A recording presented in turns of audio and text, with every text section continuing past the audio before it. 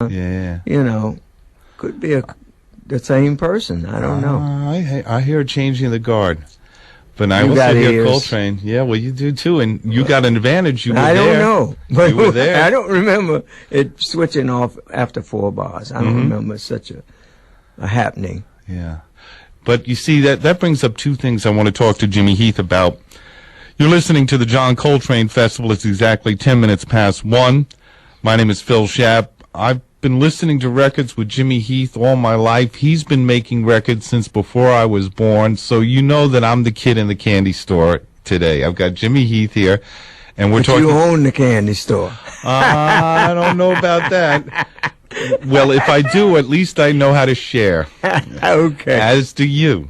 And I'm here with Jimmy Heath, and we're talking about John Coltrane. They played together, emerging out of the Philadelphia scene in Jimmy Heath's band, and then in tandem in 2 of 3 combos that Dizzy Gillespie leads that feature Coltrane. The full big band of the swing era, although bebop playing, then the mid-sized ensemble that emerges following the demise of the orchestra, and then there's a subsequent diminishment of size where basically it's a sextet that plays, quintet actually, when they don't have piano, with Milt Jackson doubling piano and vibes, Dizzy doubling trumpet and piano, and Percy Heath on bass, a drummer who was off in Kansas Fields, and the one saxophonist left from the band of the 5, which would be John Coltrane. Jimmy Heath was there for the mid-sized unit, which made a record date. Coltrane was sick for it, September 16th of 50 for Prestige. And, of course, the big band records, where, on another occasion, I might want to go for all these lead alto parts on all of them. I know life is short, and we have different things that we need to get done, but we're getting something very splendidly done here. And these are the questions I wanted to ask now. I knew Paul Gonsalves. The last few months of his life, he spent a great deal of time in the West End, which is across the street from where we are now. And Paul Gonsalves told me, now obviously this was even a quarter century in the past then, when he played with Coltrane and you in the Dizzy Gillespie Orchestra. But he said he knew that Coltrane was playing alto in the band, because he's in the band, right? They're there. But he noticed that Coltrane was interested in the tenor saxophone. And Gonsalves told me that he said to Coltrane, he says, your concept and sound, it's better suited for the tenor. And he says that Coltrane said to him, I've been thinking that myself. Which admittedly we all now know that Coltrane had been dabbling on the tenor on his own. Otherwise Gonsalves might never have even been able to have ventured this statement. But the fact that Paul remembered it so strongly, since sorting all that stuff out wasn't very easy for Paul after all those years, leads me to believe that deep down inside he did remember, this little coast-to-coast bit. And he did encourage Coltrane. I hear some Paul Gonsalves in Coltrane's tenor playing. Do you? None don't? at all. None at all? No. Really? Dexter. I hear a lot of Dexter. I'm with you on that. But Paul was there beside us in the band with Dizzy. And I remember we went to Milwaukee, to Riverside Theater, and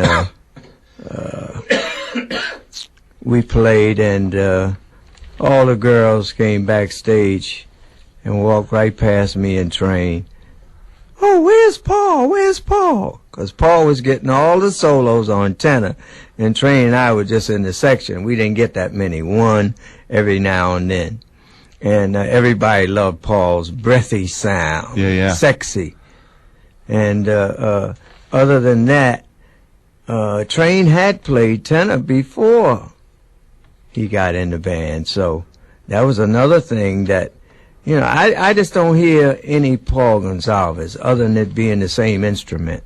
But any of the ideas that would be lifted from Paul's style, I don't hear any of that. I hear Charlie Parker and Dexter in Train before Coltrane found Coltraneism. Right. And when he found that was it. Yeah. He went on with that. Well, I'm not sure that I can actually paint into a word picture what it is that Paul Gonsalves does that I hear. but I know that I hear it, and I still kind of think it's there. And I'm glad that I talked with Paul Gonsalves about it, and I'm talking about it with Jimmy Heath. I guess I'll never get to talk with John Coltrane about it, but it's still an important issue to me, and it brings up another one that I don't know if you heard, but over 15 years now, James Moody and I have almost completely reversed positions on Coltrane's 4 times in interviews. Coltrane states, it's almost the same phrase. I'll set up the phrase and you tell me what you think he says at the end of the phrase. The world's greatest saxophonist, John Coltrane. Who do you think is the name at the end of the sentence? It's really astounding to me. Who I think he was talking about when he said? 4 times in interviews, he says, the world's greatest saxophonist, and then he says the name. So I'm asking you to kind of guess. I would think he would say Charlie Parker. I would have too. I'm with you. But he said Johnny Hodges.